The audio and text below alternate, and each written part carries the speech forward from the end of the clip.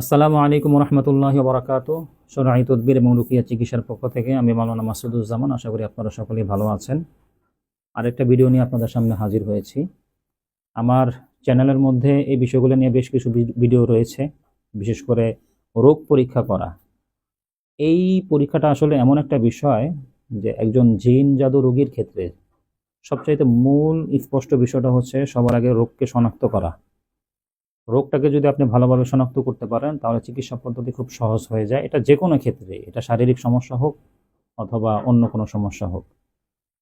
একটা রোগী সুস্থ হওয়ার পিছনে তার 70% নির্ভর করে তার সঠিক রোগকে নির্ণয় করে এবং সে অনুযায়ী চিকিৎসা দেওয়া। বিশেষ করে আমাদের এই সমাজের মধ্যে আমরা লোককথায় বিশ্বাসী। অন্য কবিরাজ বলেন, মুদাব্বির বলেন, যে যেভাবে বলে সেভাবে মানুষ এটাকে বিশ্বাস করে ফেলে। কেউ যদি বলে আপনাকে প্রায় 100টার মতো বান মারা হয়েছে, আমরা এটাকে বিশ্বাস করে ফেলি। কেউ যদি বলে আপনার উপরে 10টা জিন চালান করা হয়েছে, আমরা এটাকে বিশ্বাস করে ফেলি। অর্থাৎ এখানে একটা রোগী মানসিক রোগে আক্রান্ত হয়ে যায় যখন নাকি একাধিক হুজুরের কাছ থেকে একাধিক ধরনের কথাবার্তা শুনতে থাকে যে অমুকে এটা বলতেছে, তমুকে এটা বলতেছে। তো আমি বলবো যে আপনাদেরকে আমি এই রোগ পরীক্ষার যে সমস্ত একাধিক ভিডিও আমি দিয়েছি, তার মধ্যে উল্লেখযোগ্য কয়েকটা আলহামদুলিল্লাহ অনেকেই খুব ভালো ভালো রেজাল্ট পেয়েছেন। সবগুলোর মধ্যে যে সবাই একটা রেজাল্ট পাবে বিষয়টা এরকমও না। এই জন্যই একাধিক ভিডিও দেওয়া, একাধিক সিস্টেম বলে দেওয়া। অবশ্যই একাধিক প্রয়োগের মাধ্যমে একটা না একটার মাধ্যমে দেখা যাচ্ছে যে আপনি আপনার রোগকে খুব ভালোভাবে শনাক্ত করতে পারবেন যে আপনার মূলত কী সমস্যা। তো সেই হিসাবে আরেকটা ভিডিও আমি আপনাদের সামনে নিয়ে এসেছি। আর আমি ওই সমস্ত ভিডিও, ওই সমস্ত আমলই আমি দেওয়ার চেষ্টা করি যেগুলোর মধ্যে কোনো ধরনের কোনো সাইড এফেক্ট থাকে না, কোনো ধরনের কোনো রজাতে আক্রান্ত হওয়ার মতো কোনো বিষয় থাকে না। অনেকে প্রশ্ন করে থাকেন আমলের মধ্যে কোনো সাইড এফেক্ট আছে কিনা। না, কোনো রকমের কোনো সাইড এফেক্ট নাই আল্লাহ তাআলার রহমতে।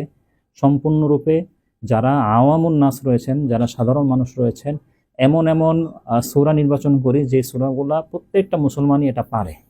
তো সেই হিসাবে আরেকটা রোগ নির্ণয় আপনাদের সামনে নিয়ে আসছি। এই আমলের মাধ্যমেও যারা জিন্নাতের রোগী অথবা জাদুর রোগী, সেহেরে আক্রান্ত, তারা খুব সহজভাবে এই আমলের মাধ্যমে রোগকে শনাক্ত করতে পারবেন। কাজে আমার দেরি আর না করে আমলের দিকে চলে যাচ্ছি। যিনি রোগী হবেন ওনাকে উজু করিয়ে বসাবেন। উজু করিয়ে বসার পরে সে পশ্চিম দিকে মুখ করে বসবে আর আপনি পূর্ব দিকে মুখ করে বসবেন। এটা নিজেরটা নিজে করা যাবে না, এটা অন্যের সাহায্য লাগবে। নিজেরটা নিজে করা যাবে না, অন্যের সাহায্য নিয়ে এই কাজটা করতে হবে। ধরেন আপনার পরিবারের কেউ জিন বা জাদুতে আক্রান্ত, আপনি তাকে সাহায্য করার ক্ষেত্রে তাকে বসালেন। উজু করিয়ে বসার পর আপনি নিজেও উজু করবেন। উনি চোখটা বন্ধ করবে, অর্থাৎ রোগী চোখ বন্ধ রাখবে। আপনি তার ডান হাতের কনিষ্ঠ আঙ্গুল, ক্যামেরাতে এখানে বাম হাত দেখাচ্ছে, এটা হবে আমার ডান হাত। ডান হাতের কনিষ্ঠ আঙ্গুল এইভাবে চেপে ধরবেন।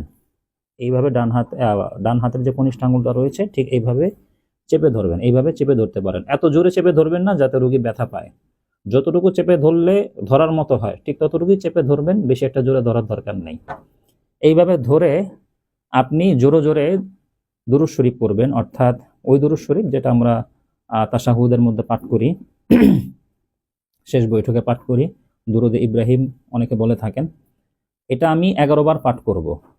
জোরে জোরে যখন পাঠ করতে থাকবো তার আলামত আস্তে আস্তে শুরু হবে। আমি পরবর্তীতে কি কি আলামত হবে এটা আমি পর্যায়ক্রমে বলে দিচ্ছি, আগে পুরো আমলটা আমি আপনাদেরকে বলি। 11 বার দুরূদ শরীফ পাঠ করার পরে, শেষ হওয়ার পরে এরপর আমরা সূরা ফাতিহা পাঠ করব 7 বার।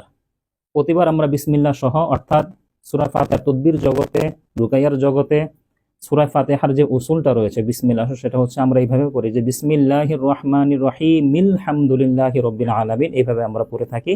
এইভাবে আমরা 7 বার পাঠ করব, প্রতিবারে আমরা ফু দিতে থাকব। পুনরায় আমরা আবার 11 বার দুরূদ শরীফ পড়ব, অর্থাৎ শুরুতে যে দুরূদ শরীফ আমরা পড়েছি ঠিক একইভাবে আমরা 11 বার দুরূদ শরীফ পাঠ করতে থাকব।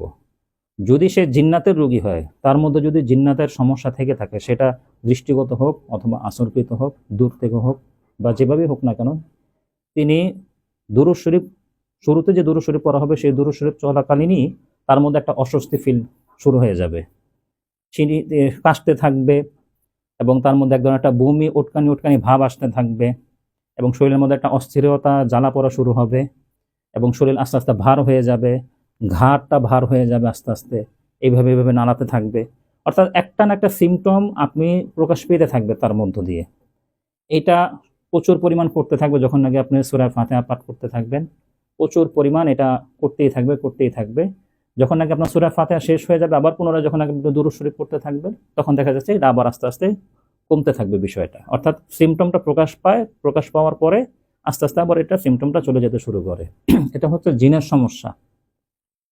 আর যদি জাদুর সমস্যা থাকে, অর্থাৎ মানুষের যদি ক্ষতি থাকে, মানুষ যদি কোনো আপনাকে ক্ষতি করে থাকে, সেটা কুফরি হোক বা অন্য যে কোনোভাবেই হোক, তাহলে দেখা যাচ্ছে যে শুরুতে তেমন একটা সিমটম আসবে না, কিন্তু পরবর্তীতে এমন সিমটম শুরু হয়ে যাবে, অর্থাৎ বিশেষ করে যারা জাদুর রোগী হয় তারা তো শারীরিকভাবে অসুস্থ থাকে, তাদের বিভিন্ন রোগবালাই লেগে থাকে। তো যে রোগের কারণে তিনি সমস্যায় ভুগতেছেন সেই রোগগুলো বেড়ে যাবে। ধরেন তার মাথা প্রচুর পরিমাণ ব্যথা জাদুর কারণে, মাথা সুইয়ের মতো গুতায়, এই সমস্যাটা বাড়তে থাকবে। ধরেন তার কোমরে ব্যথা বা তার শরীরের বিভিন্ন অস্থিসন্ধি বিভিন্ন জায়গায় তার ব্যথা হচ্ছে, হ্যাঁ, এই সমস্যাগুলো দেখা যাচ্ছে যে তার এগুলো বাড়তে থাকবে। শেষের দিকে প্রচুর পরিমাণ বেড়ে যাবে। শুরুতে সিমটমটা ওইভাবে আসবে না। হ্যাঁ, জিনের রোগীর ক্ষেত্রে শুরু থেকে সিমটমটা শুরু হয়ে যাবে, আস্তে আস্তে কমে যাবে। কিন্তু জাদু রোগীর ক্ষেত্রে তার যে শারীরিক সমস্যাগুলো হচ্ছিল জাদুর কারণে, জাদুর প্রভাবের কারণে, সাধারণত জাদুটা তো করাই হয় একজন ব্যক্তিকে ঘায়েল করার জন্য, তাকে দুর্বল করে দেওয়ার জন্য। তো এর জন্য দেখা যাচ্ছে তার শারীরিক প্রবলেমগুলো শুরু হয়। তো যেই শারীরিক প্রবলেমগুলো জাদুর কারণে হচ্ছিল, সেই শারীরিক প্রবলেমগুলো আস্তে আস্তে প্রকাশ হতে থাকবে। এটা হচ্ছে জাদুর আলামত। হ্যাঁ, তো এই প্রবলেমগুলো যখন আপনারা দেখবেন, শেষের দিকে এই জিনিসটা প্রচুর পরিমাণ বেড়ে যাবে। আপনারা পরবর্তীতে আবার না হয় সূরা ফাতিহা পড়ে আল্লাহ তাআলার নিকট দোয়া করবেন, যাতে করে আস্তে আস্তে এগুলা তার শরীরটা একদম হালকা হয়ে যায়। তো এইভাবে আপনারা একটা জিন এবং জাদুর রোগকে নির্ণয় করতে পারেন সুন্দরভাবে। এইভাবে হাতটাকে এইভাবে ধরে সুন্দরভাবে আপনারা এটা করলে আপনারা জিনের সমস্যা নাকি জাদুর সমস্যা, একটা জিনিস মনে রাখবেন, জিনের সমস্যা বেশিরভাগই হচ্ছে প্যারানর্মাল সমস্যা, আর জাদু সেহেরের সমস্যা হচ্ছে শারীরিক প্রবলেম হয়, এই জাতীয় সমস্যাটাই বেশি প্রকাশ পেয়ে থাকে। তো এই জিনিসটা যখন নাকি আমরা নির্ণয় করতে পারবো যে হ্যাঁ, সর্বশেষও দেখা যাচ্ছে যে তার প্রভাবটা তার শরীরের মধ্যে প্রচুর পরিমাণ, তার শরীর ব্যথা করতেছে, আমরা ধরে নিব যে জাদুর সমস্যা আছে। আর যখন নাকি জিনের সমস্যা হবে, তখন দেখা যাচ্ছে যে শুরুতেই এই প্রবলেমগুলো প্রকাশ পাবে, আস্তে আস্তে জিনিসটা আস্তে আস্তে কমতে থাকবে। আল্লাহ তাআলা আমাদের সবাইকে সুন্দরভাবে এই আমলের মাধ্যমে সঠিকভাবে রোগ নির্ণয় করার তৌফিক আল্লাহ তাআলা আমাদেরকে দান করুক। আসসালামু আলাইকুম ওয়া রাহমাতুল্লাহি ওয়া বারাকাতুহু।